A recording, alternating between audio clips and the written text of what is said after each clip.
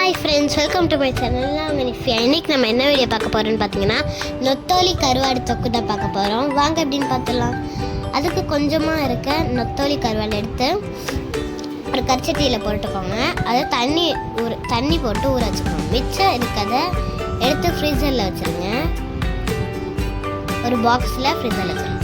அப்புறம் நொத்தோலி கருவாடு பண்ண என்னென்ன தேவையான பொருட்கள்னு பார்த்துடலாம் வாங்க.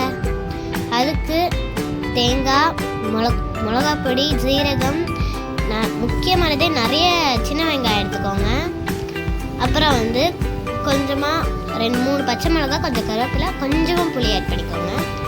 அப்புறம் நம்ம நல்லா ஊற வைக்கணும். ஊற வச்சாதான் நம்ம நடுவில் பிரித்து வரும்போது முள் தனியாகவும் அதோட விஷ் தனியாகவும் வந்துடும்.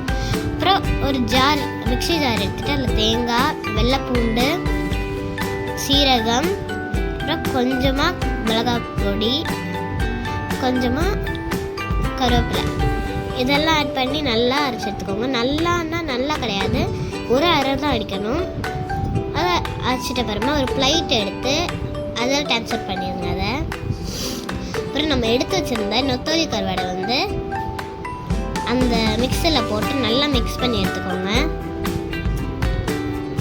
நல்லா மிக்ஸ் பண்ணி கொஞ்சமாக உப்பு ஆட் பண்ணிக்கோங்க.